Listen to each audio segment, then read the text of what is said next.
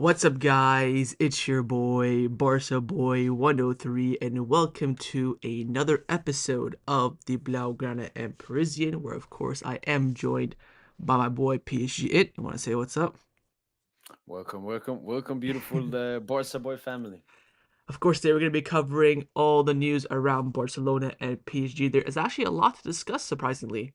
Um, of course, Champions League is returning this week, so we'll talk about some of the political stuff before the Champions League stuff. We can talk about our past two games since we did our last show. I think you did a watch along for both of Barcelona's games, if I'm not mistaken. So we can discuss that quickly since you have a in mind of it. Firstly, is the Atleti 4-4 draw, which is still pissing me off a little bit. But what were your thoughts on the game? Um, in terms of goals, like very entertaining game. 4 goals each, 8 goals in the game. But I felt Barcelona the thing is, I actually missed the first 10 minutes, so I missed like the Oh, bad that's spell when you guys can see the 2 goals. okay. I saw the goals after. It was more like individual mistakes, getting caught off, and then Balde shouldn't be cooked like that by washed up veteran Griezmann. Well, to be fair, Uh, right when Griezmann got that pass, I'm like, yeah, he's gonna score this.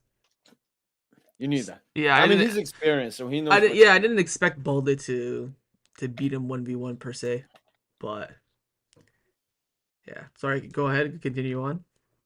I thought Barcelona dominated the game. How they quickly came back into the game, especially from unexpected goals. Like Barca don't usually score corner kick goals. They got it. Um, and then just cruised through the second half, continued having opportunities. I don't even remember an Atletico opportunity. And then I actually saw because someone told me you need to watch Barca boys reaction. I saw your reaction. For when the goal went in, the fourth one, you were calm because so many goals you guys consider offside and so on. You just waited, and then when it wasn't, the biggest head loss. And I do blame pretty much all of it on Flick because he should have started to think about we're 4-2 up. There is a second leg. Let's take this 2 goal margin to the next game. But he still with the high line and the substitutes, instead of bringing on like a Casado for more defensive reinforcements, he brings on, Gavi, who's not being that good ever since coming back from his ACL, and Fermi Lopez. We know everything about him. So, yeah, that's Well, my thought. It's nearly like you fumbled the game. You battled it towards the end. couple of things. Whatever when Gavi's been fine since coming back from his ACL. He's just 1 minute Has he he been Gavi level? yeah he's Like pre ACL. Pre ACL, he was like yeah, in the month of Barcelona's January, player. he got he put like a 9 out of 10 against Athletic Club in the semifinal of the Spanish Super Cup. Played very well against Betis in the Copa del Rey round 16. It's just that he had he had a knock, and he had some fever, and then almost, of course, in the 10 he's the starter, so that's why Gavi hasn't seen the team too much. But after what you said, I 100% agree. It was all on Flick. I tweeted before the game, as soon as Sorloth comes into the game, you have to bring on Arujo. Barcelona, since the moment I was born, struggled so badly against target man strikers. Sorloth, Luke De Jongs, Budemirs, um, what's another like Giroud, like all these, tall ones that can hold the play up well, can win headers, can get in behind. We always struggle against them. I blame Flick mainly for his changes in games. He brought on Eric Garcia in the pivot, where Garcia has not played in the midfield in about a month and a half, where Casado dropped a man of match performance against Las Palmas in the last game. I don't mind us playing a high line for 90 minutes because that's our style. You want to live by the sword, die by the sword. I don't have a problem with that. What I have a problem with is that his substitutions killed us. Simeone's substitutions were pinpoint perfection. He changed the left hand side that was so weak. He brought in Sorloth. He brought in Correa on the right to, go after a tired ball day. His substitution won him the game, and Barcelona on Flick's side is what failed.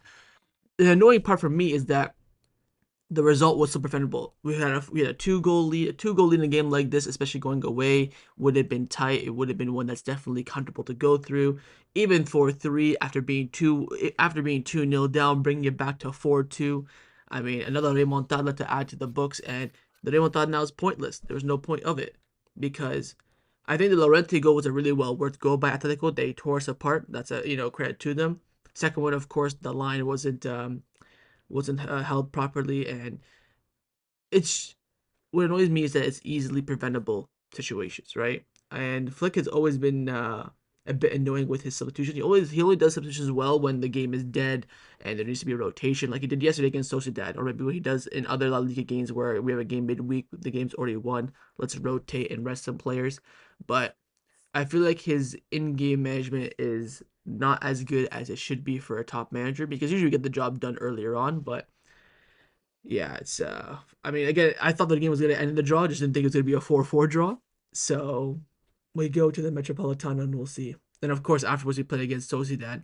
You mentioned quarter kicks. We scored two quarters against Sociedad as well, so we're looking decent on set pieces now. Because I think there was a report in the media that there was a change in set piece instructions. It was given to the assistant of Flick Westerman, who was one of the first assistants that joined him at Barcelona, and he's now been on set pieces, and all of a sudden we're scoring them left, right, center. They've been fugazi. I'll tell you what, all four goals we scored yesterday were absolutely fugazi, except for the first one, the Gerard Martin one. Um, what do you think about Barcelona's last game as well? 'Cause I know you watched that game too. Yeah, before I just want to ask you a question. Mm. How, the last, conceding those two goals, does that worry you for the UCL? Because I know you said you live by the sword, you die by the sword, but don't you sometimes have to understand like moments in the game, especially in the Champions League, because the Champions League is a moments tournament. Sometimes you just have to be a bit pragmatic. You have to be a bit unorthodox to see out a certain. I mean, Real Madrid, the most successful Champions League team, they know to take their moments. They know when they have to sit back and take in the pressure and when they have to attack. So Hopefully this does that game worry you? Hopefully this game is a wake up call for that. Because after the game, we saw Inigo, we saw Pedri, and Flick always talk about we have to manage the game much better. Maybe not doing a high line for the full 90 minutes, or whatever the case may be. Maybe drop the line a bit deeper. But it's more from Champions League is more about mentality for me. For Barcelona, anyways, than other things. Of course, this is the second time we've done this season. Last time we did it, we lost. This time we did it and we draw. So fool me once, shame on you. Fool me twice, shame on me.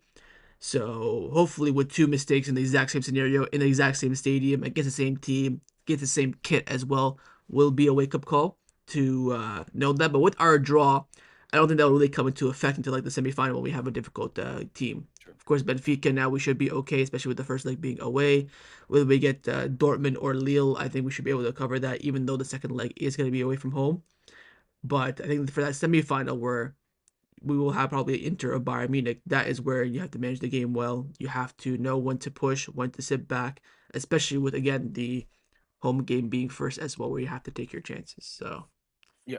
Yeah. All right. again, All right. it's All right. it's a mentality for me, not more so what they I mean, do it's in good the it happens now, so yeah, you I can guess learn yeah, from it for the Champions League.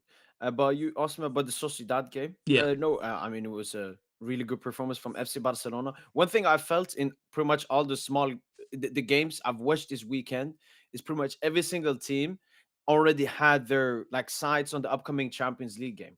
So I expected lower intensity. Like even Barca, they won 4-0. They could have won, I don't know, 7-8-0, but I still didn't see the Barca intensity I've seen in some other games. It felt like they were already focusing on that game. And then obviously that red card completely changed the game because the Real Sociedad, they wanted to play high pressure and they're not a good team defending. Like Mhm. Sociedad is not a team that sits back and defends. The thing is, And they were Barca already just, missing a lot of their players, and also they rotate their lineup against because they have a United in the Europa League on Thursday, so they're already a weaker no side. Bryce Mendes on the bench. Yeah, and Oriathaba on the Zubimendi bench. was the only starter I knew. Zuendi, and then the winger on the left, Barekse. Right. And the manager Emmanuel Alguacil subbed them both off at halftime. That for me was when the game Oh. ended when he subbed them both off. You think it was a red card for Elizondo? Yeah, yeah, yeah. I mean, Okay. the only thing I said when I saw it is once again, like you do not fall from that, but Elistondo makes a stupid mistake. You should never hold on to your opponent like that. Mhm. And good pass from Leva. Good pass from Leva to Olmo there. Yeah, I think what you mentioned is a good point. Barcelona, they don't show intensity in league games at home where they face a decent side like a Villarreal, a Sociedad, a Betis because they don't want to rush too many things. And once we hit like the hour mark and we need to, rush for a goal, that's where you see the intensity come in. But I think we played the game well. The game was quite even before the red card, so I was quite would say nervous, but quite unsure how the game would go. But once the red card happened, we got the 2 goals in 2 minutes. It was game over. Again, all the goal apart from the first goal, all the goals were fugazi. Um, but we'll take it, especially with the rotated side as well. Yeah, So yeah. we What? did come up against a very very weak Sociedad team, probably like their weakest team of the season, I would say.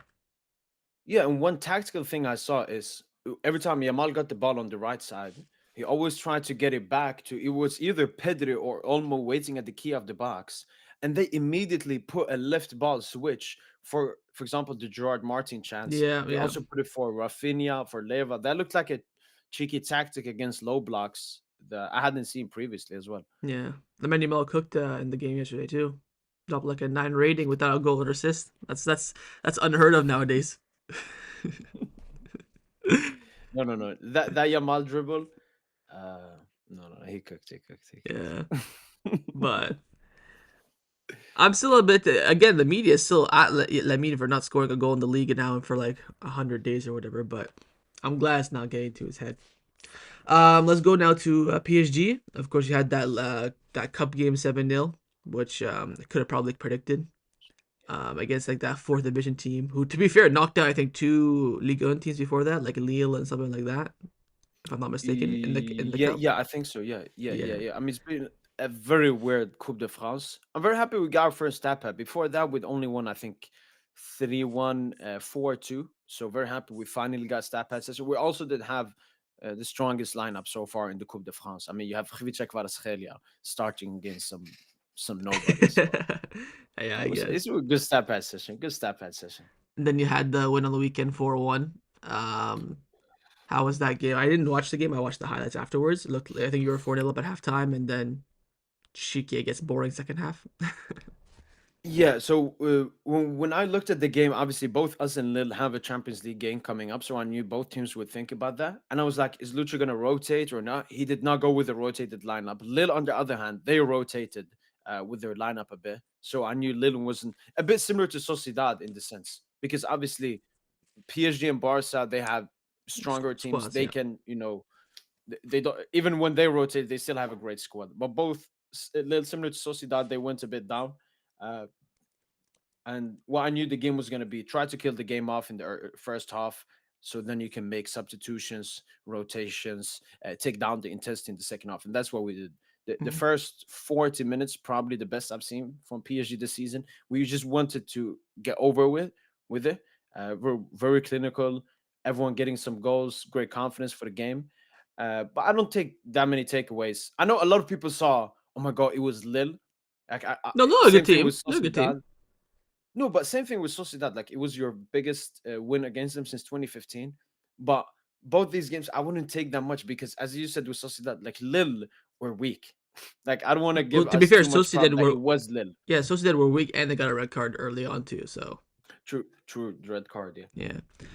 So there's two topics I want to discuss quickly before we get to the Champions League Mm, mm, discussion. mm. Firstly, is talks about Neymar, who of course is linked with both of our clubs. So I think we should just touch upon it quickly about a potential return to Barcelona this summer. I've made my opinion very clear, but you, as a PSG fan, you've seen the prime of Neymar. You went and broke the transfer record for him. You didn't win Champions League or Ballon d'Or. Yes, I'm taking some digs at you here. But what are your thoughts on Neymar potentially going back to Barcelona? Of course, every summer since he's left, he's trying to go back. We were very close in that 2019 summer, the one before COVID, where I think the evaluation was like 100, was like 10 million difference, and Nasser Al Khalifi did not budge, and the deal didn't happen. But what are your thoughts on potential return for Neymar? And do you think it's good for him or in Barcelona and all that jazz? Yeah, I mean that a former PSG player a few years in the future wants to go. Even I remember Marco Verratti. He's been offering himself to clubs, Barcelona as well. That does not like go like Barca are not. If they did to Marseille, that would be disgusting. But Barca, I completely understand they want to go to Barca. Neymar as well, having the 2026 World Cup. He's probably seen what Messi did.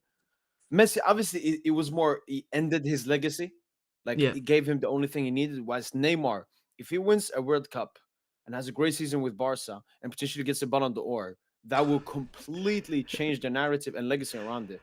So, for me, in the sense, like Neymar really wants this move. He really wants to be Hungary. So I don't understand how it could be a bad deal. I've also read that he doesn't want that high of a wage. Marketability wise is huge. You guys opening up the new Camp Nou, you want that big name, and I think he will be a great mentor for Mr. Yamal as well. I was smiling the whole time you mentioned that he could win the Ballon d'Or. I'm like, imagine he leaves Barcelona to win the Ballon d'Or, and comes back and wins the Ballon d'Or at Comes Barcelona. back. but but here's the thing where I think I agree with basically everything you said. But for me as a Barca fan, I'm thinking he's not going to be a starter. So how's he going to, get fit? Is it going to be based on training? Of course, it's so many games, so we're going to have rotation. And of course, this season we've seen that Yamal and Rafinha play every single game because we have no winger depth, right? So with that winger Yeah, depth coming in, will that change? Like I mentioned to you, and you probably know that the target for Barcelona this summer was to sign a top left winger. Spend a majority of our money on it, 70, 80 million for the medium and long term. Of course, Neymar's going to be a 1 year deal, maybe plus a one option for Lucky. It's such a short term deal that your big left wing signings gonna be pushed back another year. Then that kind of screws yeah, up your whole entire plan. Like I told you, I don't know if you remember, this summer was supposed to be left winger for Barcelona. Next summer, striker. Summer after that, goalkeeper. That's kind of our three structural improvements on the core of the squad. So that kind of throws everything in the balance. Maybe we sign two wingers. I don't know, but I think for me, I'm very much on the fence. If it happens, cool. If it doesn't happen, cool, because I have pros and cons for both sides. But again, What's the cons? well, cons, firstly, is again disrupting that kind of balance that we do have in the improvement of the squad structurally, what we want to sign and stuff like that. That's number one. Secondly, I just don't like him. He was my first heartbreak in football. Never go back with your ex, is what they say. So that's another reason. Thirdly, you talked about the dressing room improvements. I think he could also maybe bring some disruption in the dressing room. Maybe right now, I feel like the dressing room right now is it's within strong harmony. Everyone knows their role. Everyone knows when to be professional and work hard. Everyone to have fun and be goofy.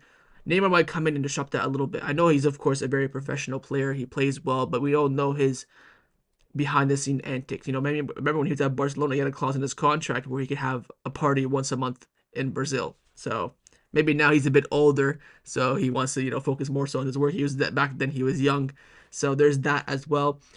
What else is a negative?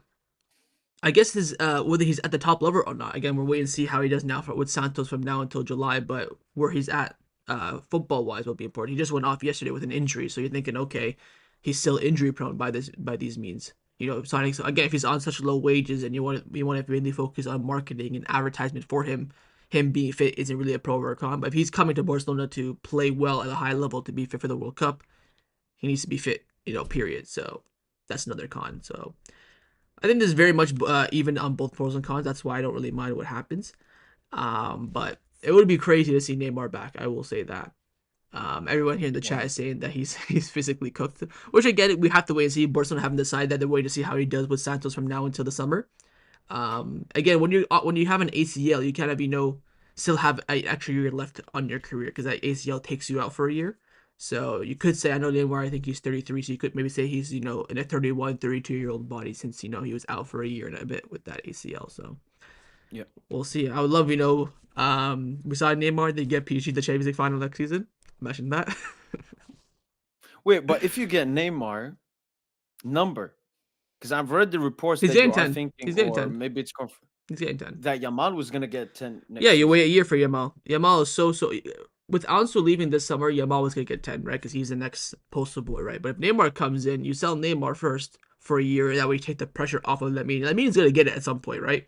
But you don't have to rush to conclusions. He's still so young. You don't want to have that pressure building. I don't think Messi got it until he was 21 or 22. Yamal's, what's he, 18? So he still got time. And again, we rushed it with Ansu, even though we were forced to. So you give it to Neymar for a year, you sell all the shirts, you marketize it, and you get the revenue like no tomorrow. And then you give it to Lamine afterwards, kind of like the Prince Neymar. Hopefully, he becomes the king, and then gives it to the next prince. That be again the storyline there works too. So if Neymar comes, he definitely gets the number 10. Yeah, because that's the like another dinosaur role Tebas still has in La Liga is that your players like someone has to have the number 10.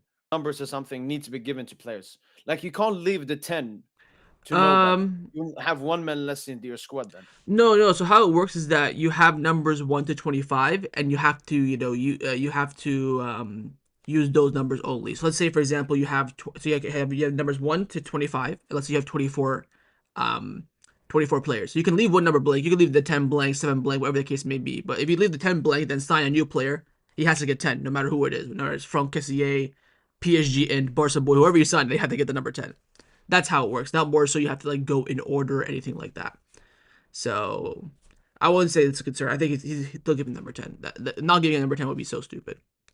True. The final thing I want to discuss before we get into Champions League talk is I've been seeing, your a lot of your prop online recently about you saying that PSG is the best team in the world. So I want you to, state your case about why you think that is. Keep in mind you are playing in the McDonald's league, so that has to be a little bit of an emphasis. No. Um. So I think we are 22 games unbeaten. We've scored 66 goals, only allowed 18 goals. So conceding less than one a game, scoring more than three a game.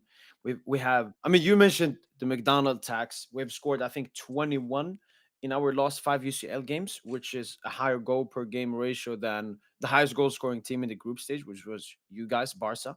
I think we have slightly higher goal per game.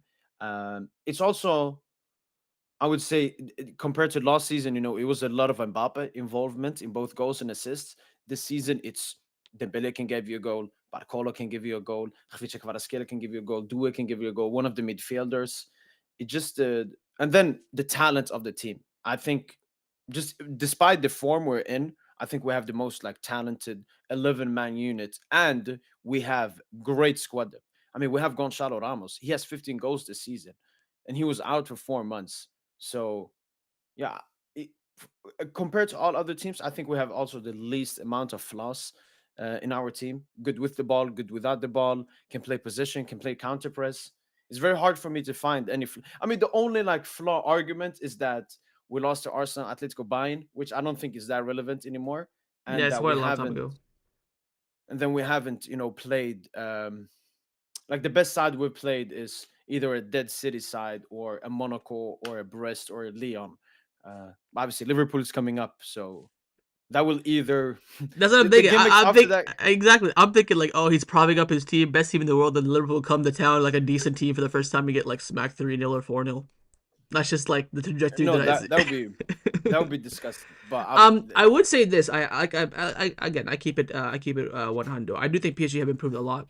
I've been very impressed. I told you how much I rate Joe Neves, but over the last month, I really rate Desiree Doué and what he's doing. I think he's a nice, tiny little player. But for me to call PSG the best team in the world, it's very difficult. You talked about the goals that you scored, like and the goals you haven't been kind of conceding, but you look at the fixtures playing fourth division team, you're beating them 7-0. It's the stat pad I sessions have been mean, have been increasing in the last 2 months, especially in the cup. So it's it's hard to call that the best team in what the. we shouldn't step pad against them. No, you can stat pad. Go ahead. Makes your case very makes your case. 7-0 against Brest, like everyone went against that, but Brest are a Champions League side.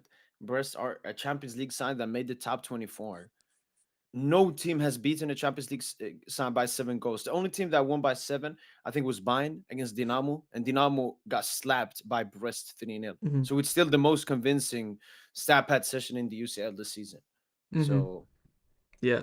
okay, where, Uh, where would you put us then? Top three, top five? I think you're tough. I think since the new year, you're definitely top five. Since Dembele got the players together and went to Luis Enrique, whenever that happened, Oh, I would say you're top five. Um, okay. I can understand Liverpool and Barca. No one else. Wait, you want to say dog grid? well, again, I think you're top five now without a test, which I think is a true testament to how well you've done. I think once the Liverpool game comes in, just so you could get a draw in the first game, I think that pushes you up to maybe fourth or third.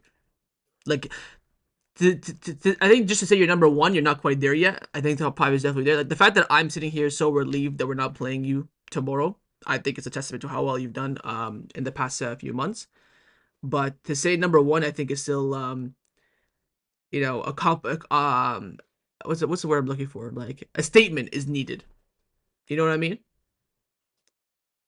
Like a Uh, statement win, okay, a statement event, whether you sign a player or You win the league undefeated. You win the domestic treble. You beat Liverpool. Something like that needs to happen for you to really make a mark and make a Okay, push for okay, for okay, one. okay. The thing then more is if a Champions League final is played today, either PSG Barca, PSG Liverpool, Liverpool. Who do you think is the best team in the world at this moment? Who would you bet on the most? Just the Champions League final today. So we don't have to look at all the games being played, who you've faced, who you've scored Yeah, against, who yeah, you've yeah. conceded against. I would Just say I today a would final is played. I would say Barcelona, but we're so shit in finals and Champions League. So I don't. If you just say just final, I would back us. But when you say Champions League, that's where I have a bit of reservation because our record in the Okay, Champions where League. do you put us then?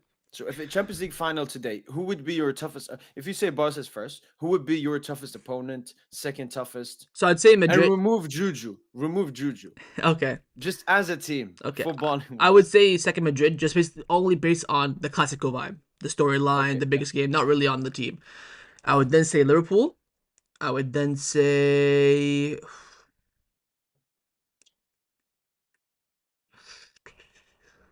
Hmm, if it's based on this season, I probably would say then probably PSG next. Okay, خلاص then. So I was so thinking then Bayern. I think PSG, if PSG, of course, are on it, they'd be there. If Bayern, I think just Bayern, the weakness with them is just their manager's missing company. So I really don't fear them. They have a good team, but not something that would strike fear into me. So that's why I didn't really rate them.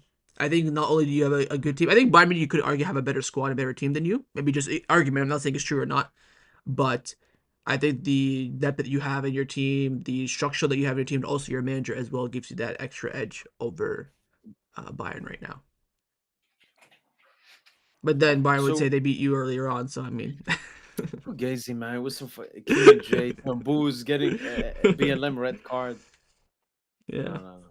But then you disagree with my take, but you don't think it's that bad of a take then. yeah. I just think saying the best team in the world is where the crazy. I think, like I said, you're definitely top five, especially on recent Top form. top four, top four, top four, top three. Sure, I have to take top four, top three.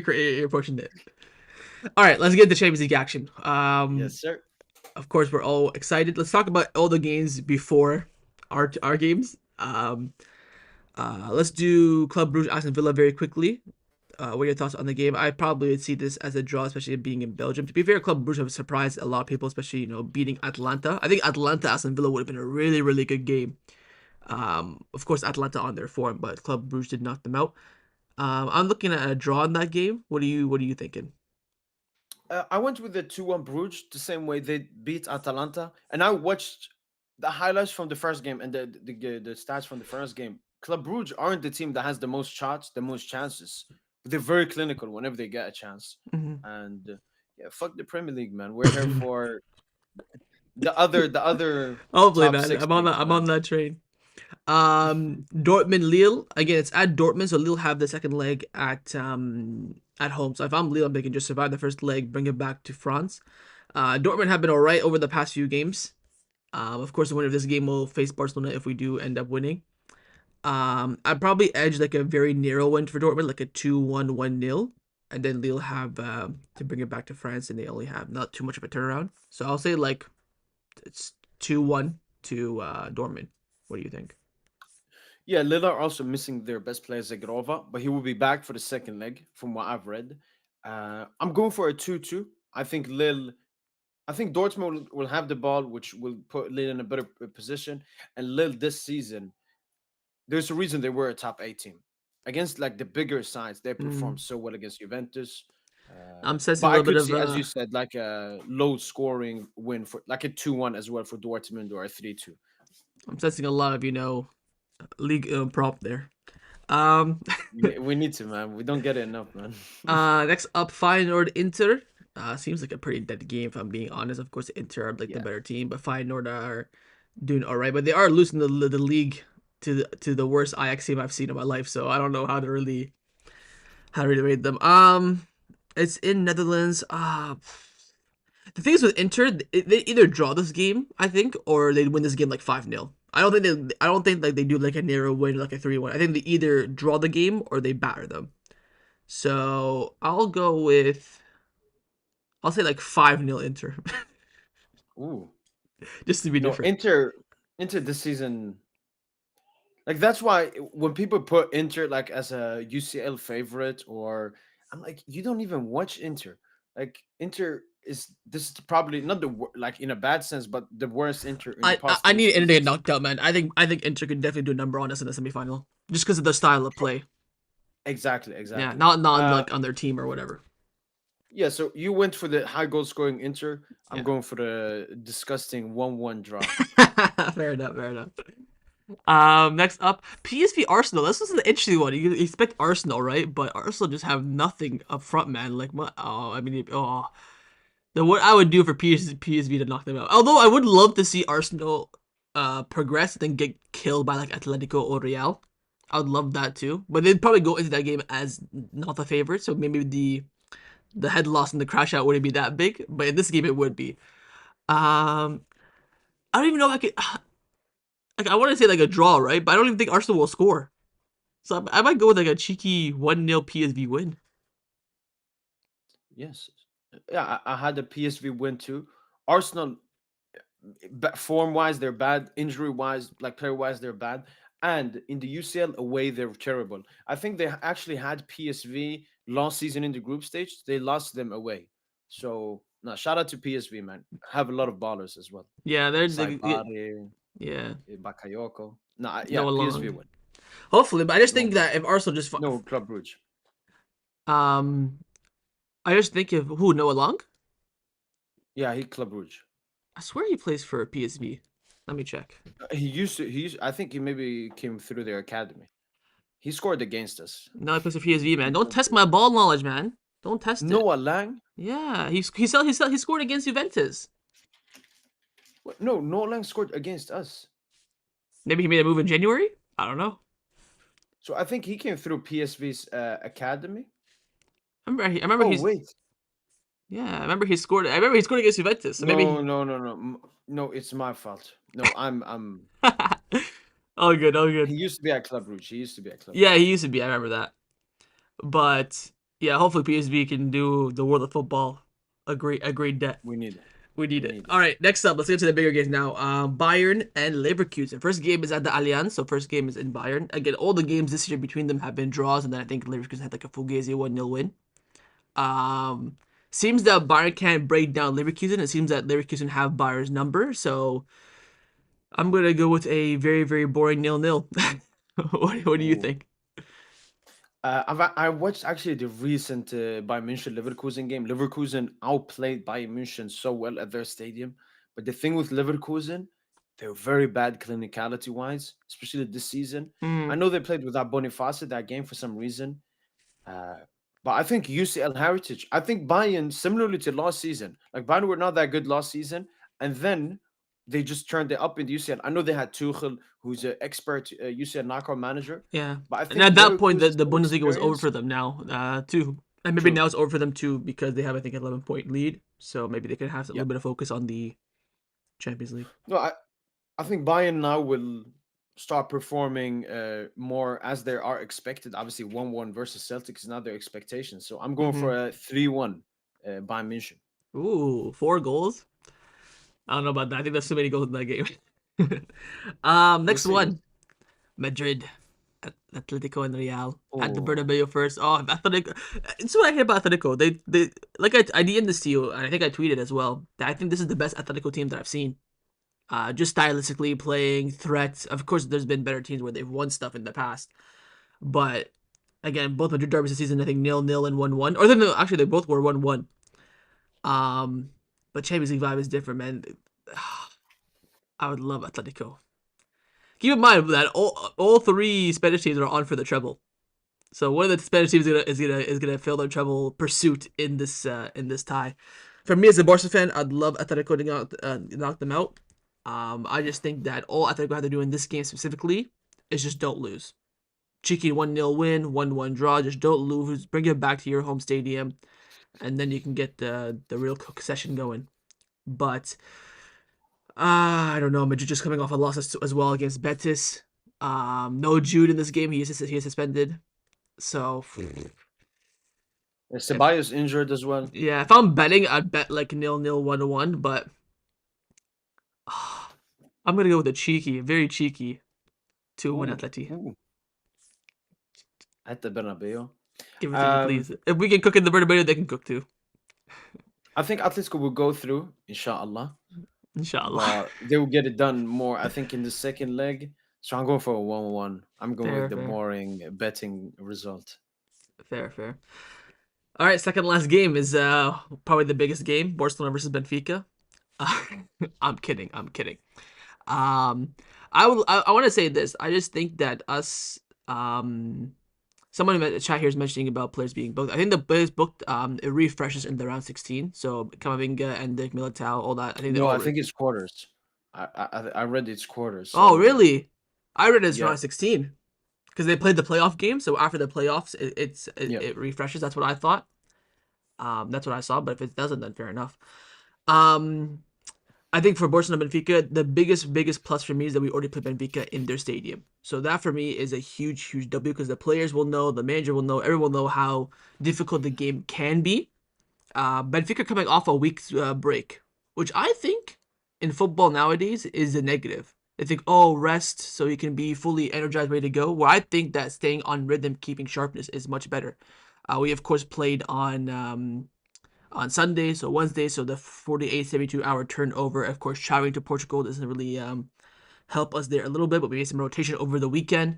So for me, if you just come out the game without a loss, I'll take it. If I'll be a 1-1 draw right now, I'd take it just to save me the time of watching the game because I think we'll get the job done in the Montjuic. But go out there, get like a win by 2 or 3 goals. You can maybe basically end the tie already before bringing it back to the Montjuic. I think that should be the priority. That way, we can focus on the league and stuff, and maybe you can rotate against Benfica in that midweek game next week. But I'm pretty confident. I would say 3-0. I'm gonna say clean sheet. You know, Chelsea's in goal. Fumador is doing well. I think since we conceded 4 last time, they'll be a bit more cautious. So I'll say 3-0. What do you think? All right. I have a 3-1. Whenever I watched Benfica this season, they're not a good team. And last time, the game between you guys being so tough didn't really show that much. It was more obviously it was individual mistakes from both sides, but more unexpected from Barca's side. So I think you Barca will breeze through Benfica I and think over 2 lives we will. Yeah, just about potentially this first game. no, you may even potentially like kill the game off in the first leg. That's what I said now. I think ideally, if I'm the manager, kill the game off the first leg, try to win by at least a 3 goal margin. That way, you can maybe rotate a little bit in the next week game, focus on Osasuna this weekend, and then yeah. Someone here mentioned just to interrupt you quickly. Someone here mentioned so she said that if Real get knocked out by Atleti, they'll focus more on the league and the cup, which is bad for Barcelona. I think that Champions League elimination this early for any big team always rattles teams. You even see Barcelona last season, we knocked PG knocked us out. After that, the season kind of fell over. And with Madrid as well, a lot of controversy around them recently, whether Vinicius will sign a new deal, players getting suspended left, right, and center, injuries as well. This on top of being knocked out by Atleti as well this early on in Champions League, I think will affect them more than people think. But what was your prediction again? Give me your score prediction for Barca Benfica. 3-1, 3-1. So we're only a goal difference. Also, the lot of Benfica player is on a 1 yellow card away from suspension as well. You have Alvaro, the fullback. You have Otamendi as well. Kuku, their midfielder. So you get some of them on yellow cards as well. They'll be suspended for the second leg. Bodes well. Who do you have? I don't think we have anyone to be honest. I haven't seen anything. I remember in the game against Atlanta, there was no players on the lineup with like a yellow card beside their names. So I don't think there's anyone for Barcelona. So the discipline of Flick, discipline. And finally, the big one, probably the biggest game I think in the groups in the round 16, the most interesting one, PSG Liverpool first game at the back. I'll let you go first on this one. Don't tell me like 4-0 PSG. Spare me. Um, this is the game where our players have to prove themselves. Our players have to have a great match, and this game couldn't have come at a better point. I think if you look at this entire Liverpool season, this is the worst form they've been in. Yeah, Not that it's bad form, but it's they're dipping a bit, and we are peaking at the perfect time. yeah. Game is at the park. We have no injuries coming in with a full squad. Even the yellow card, the stuff. It's only Fabian Ruiz who may miss, and he may even not even start this game. So there's legit not a single excuse whether valid or not, for us to completely destroy them this game. Uh, and I'll go for a 3-1 victory to Paris Saint-Germain. I think uh, I think Liverpool. I can't say a clean sheet. I mean, we're not the best defensively, and Liverpool having Mohamed Salah, and they're good enough offensive side. For me, it's all about, can we break their defense down? They potentially could be the best defense in the world this season, just player wise, having Konate, Van Dijk, Allison. Yeah. But I think the pressure will be too much, and those fullbacks, man. I've never seen a. They went from Trent Robertson being the best fullback duo in the world to the biggest food, the worst fullback duo in the world. So, I was and we have who the best like wing. Oh, who's coming up against who's going to be coming up against Trent? I mean, no, Barcola, Barcola. If Barcola does not cook Trent, then serious questions The need to thing be is, asked. the the thing is, Barcola, he's like a Rafinha. Last season, he played more as a Yamal, so a player with the ball dribbling. This season, he's playing more as a Rafinha, like a runner in behind. So I don't think you're gonna see like a dribbling move. But for example, you remember like the Araujo red card, Very the well, very run well. Barcola makes, Yep. the run Barcola makes. I think that's what you're gonna see. So our wingers are gonna try to take Konate and Van Dijk out to help the fullbacks. So Barcola, it's more gonna be runs. If you want to see cooking, it's gonna be Kvara. Kvara is going to destroy Robertson and send him back to Scotland fighting. I want to propose this question to you. Is there a result that you can get in this game that you would say you have no chance in the second leg and that you're basically out of the Champions League?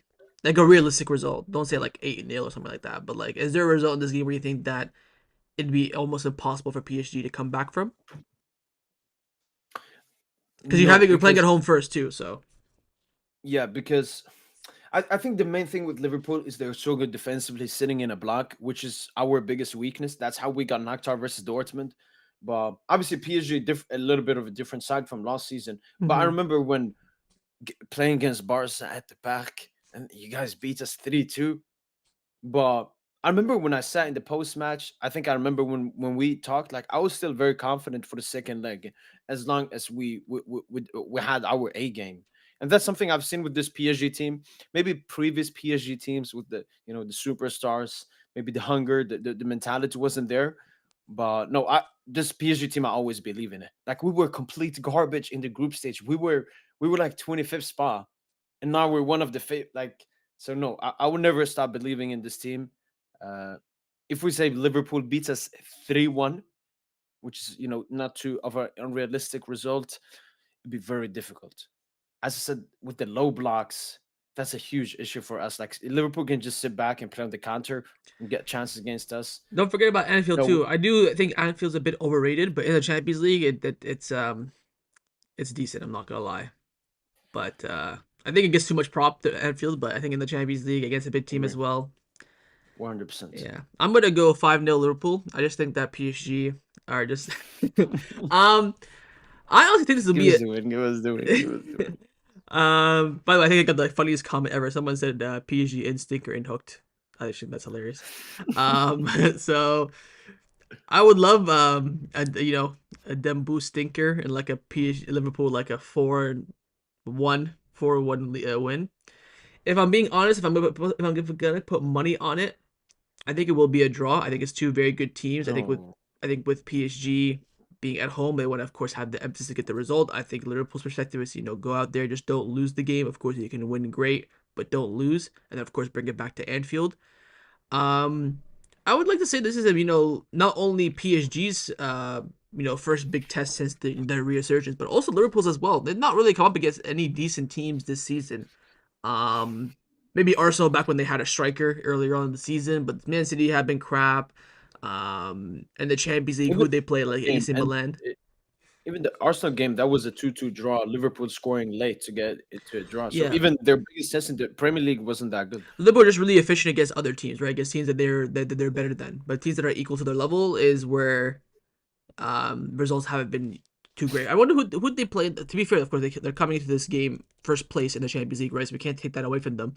But I want to remember who they played in the Champions League. I mean, I think they played Leverkusen, that was a Leverkusen. good result. Yeah, Madrid, Leverkusen in Germany as well, and I think they played Milan in Germany too.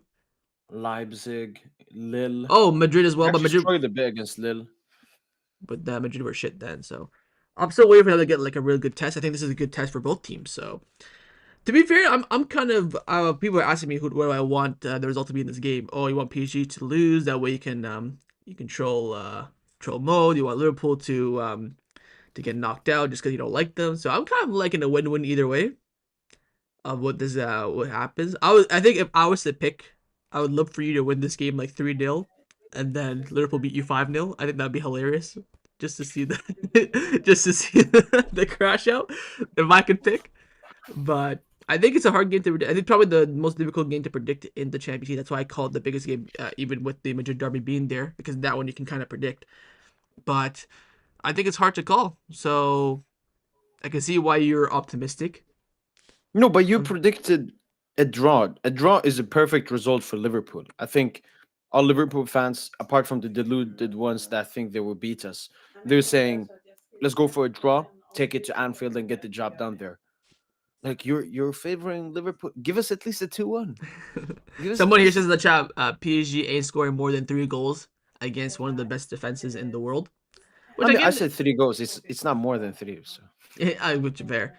I think the point is that scoring goals against this defense is gonna be hard, which is true. 100%. I don't think Liverpool can see like more than 1 goal in too many games this season. Um, so it's gonna be hard to break them down, mainly because of their center back partnership. I think their fullback, like you mentioned, is a great weak point to them, and the midfield is very strong as well. The attack is Yeah. very efficient. I wouldn't say their attack is champagne football fantastic, but it's efficient. So it'll be interesting to see how it fares. But Yeah. One thing about Liverpool, their defense. Do you agree PSG will be the best attack they will face this season? um, yeah, of course they came up against Madrid, but Madrid were really on form. Mbappe was having his Yeah, adjustment I don't think period. even Vinny played. I don't think even Vinny Yeah, used Vinny to didn't ever play see that all game. that Yeah, fun. so you could say that. Yeah, but how do you think that your attack would line up? Who would play in the middle? Would be Dambuz? It's still some question marks around like Kvara Due Fabian more, but yeah, it should be Dambuz centrally. But he always, he can be on the left, he can be on the right, so it will be Barcola, Dembele, Kvara, hopefully, or Barcola, Dembele, Due on that right hand side. There, maybe Kvara does not start. That would hurt me, but I hope he starts. Mm-hmm. Are you not worried about Dembele versus Liverpool because the record against Liverpool is very very poor. I can tell you that No, from experience. so he went from blue red to red and blue.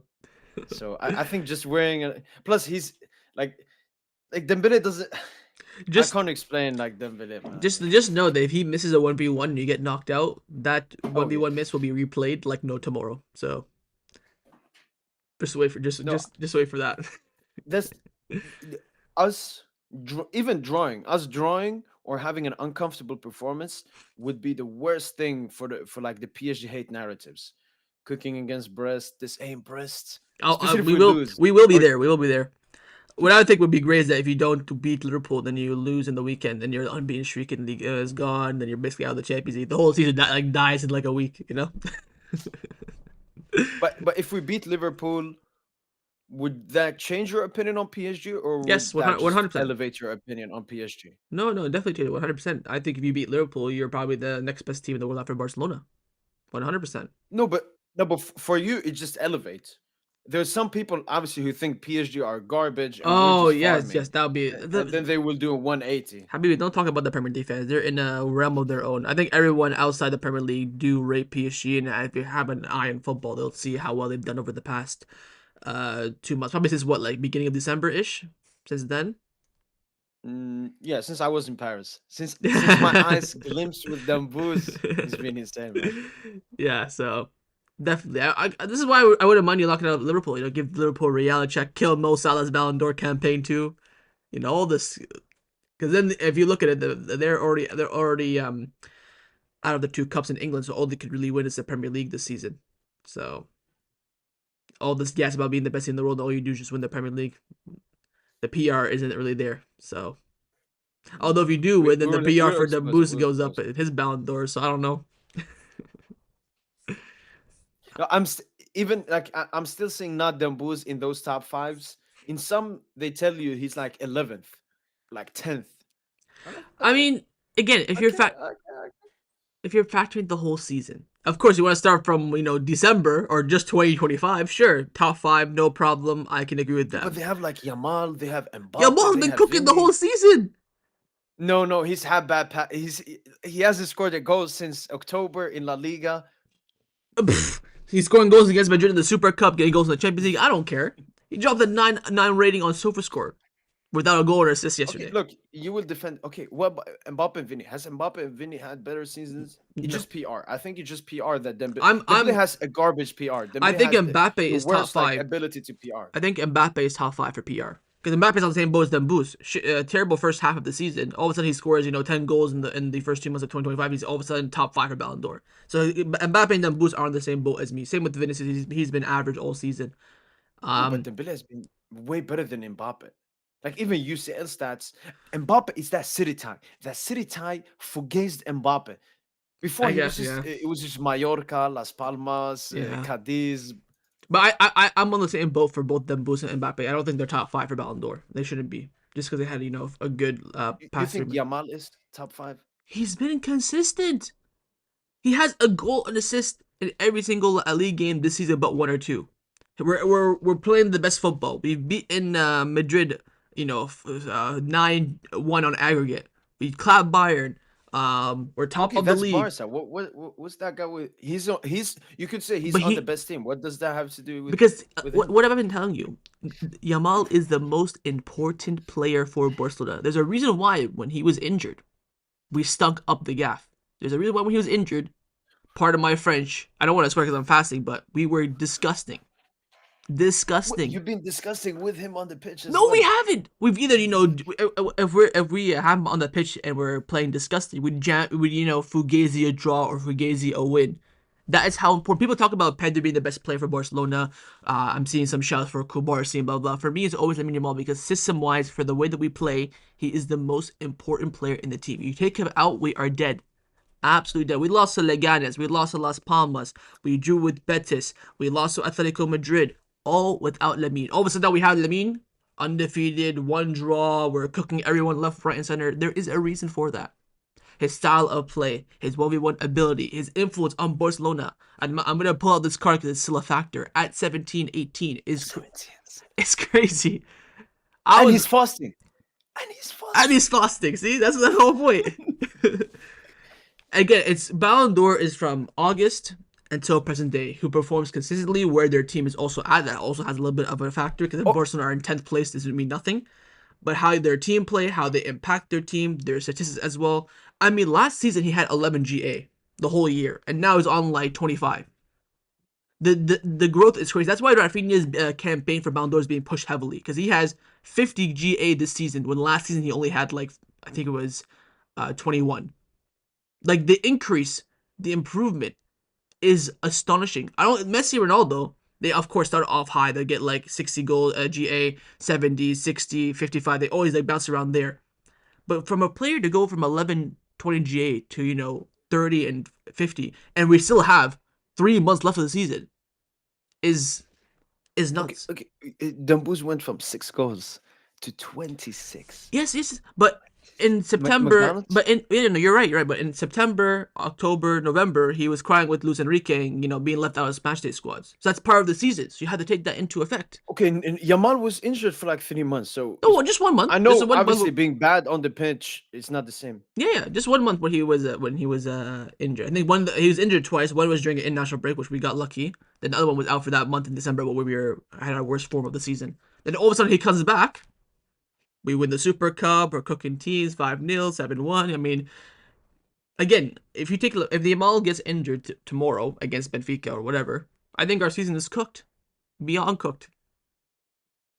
That's how important he is, and No, that's why I think he's in the race. Where I, Dembus, if the boost from now until the end season keeps his numbers going, you win at least minimum. I think for league, you have to at least win the domestic treble, and then maybe push really hard for the Club World Cup.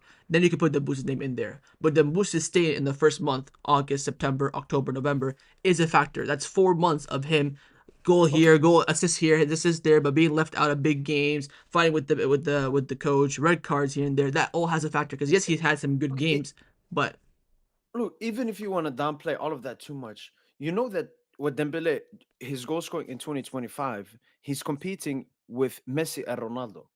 Listen, like I said, I'm not taking away from 2025 the boost. Yes, I mean, yes, you are, because okay, I agree. Like he had that bad and yeah. downward, and it Mm-hmm. was hard repping him back then. Mm-hmm. I'm just saying what he's done in 2025. It's just not been good. It's been one of the best peaks of any football player in the history of the sport. In the history of the sports. the what's the season called? We're in the Champions League, the 24-25 season. So you have to count the 24 and the 25. Where Dembele's 24 is non-existent, but his 25 is out of this world fantastic. There has to be a balance. The Ballon d'Or comes with It's not that bad. Like his beginning is not that bad. It's not bruh, that bad. bruh. He did not play against Arsenal. Red card against Bayern Munich. At a Girona game, he missed a 1v1, stuck up the gaff. Like, come on. You almost got out of the Champions League because some of his effects on the pitch. You told me in the Arsenal game he played, you would have at least gotten the draw, which I probably agree with, to be honest. Because I think But Arsenal. that's not his fault. That's fucking Luch being a Okay, fraud, but man. again, something happened for him to be out. He didn't just, walk out of the bus and say, oh, lose it, say, no, you're not But coming. He I, said, I agree. Him not playing that game obviously is a down thing. if you want to just For count, the like, if you boost. want to bring out, a 2025 ranking just for 2025, yeah, you can put Dembele top five, sure, no problem. I would not agree. No, I he's would. we mean top five. He's number one. Okay, whatever. Yeah, yeah, sure. You want to put it number one? Makes you happy? Okay, for 2025. But for Ballon d'Or, where you count the whole entire season until the end of the Club World Cup, he's maybe top 10, but I don't think he's top five. Because I think that first half season is that much of a stain on him. Okay, goal and a good performance at Liverpool top five for you.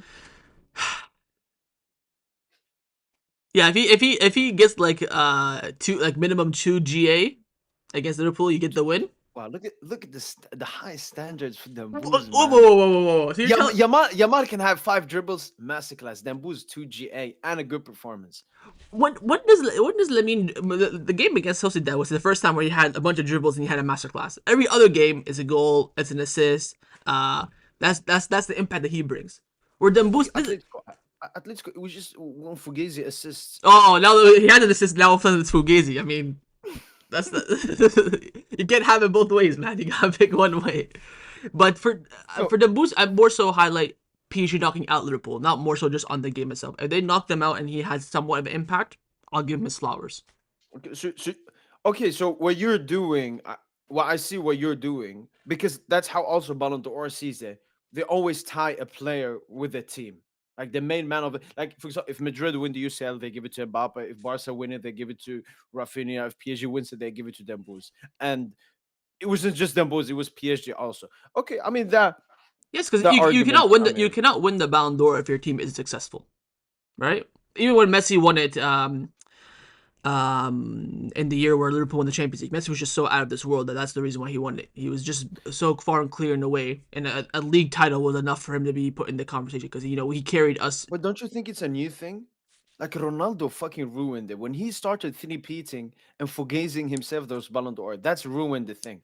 Before that, players won the Ballon d'Or without winning the UCL. I agree with you. I wish it was more so on the player playing and stuff like that. But if you look at the criteria of what the journalists follow, they have to take team success into accountability. The reason why Vinicius didn't win it because he starts crying on the pitch and yelling at the referee, so he has no fair play. That's one of the reasons why that swayed the people's voting. Also because other Madrid players took away some of his votes too. But I would love for it to be like remember when Nedved won it? He just won it because he was just on crack. Didn't win the Champions League, stuff like that. I wish it was basically more on that, but unfortunately, team accomplishments come in. I don't think, like I said with them boots, he doesn't have to win the Champions League. If you at least knock out Liverpool, so you have one big game where you can be effective. Again, even against City, didn't start that game either. Yes, he scored a goal, but only came off for half an hour. I don't know why rested or what, but that's gonna be a factor too. But if he knocks out Liverpool, maybe against Madrid, you're unlucky or whatever. You win the domestic treble, league unbeaten, at least maybe But this is semifinal. PSG.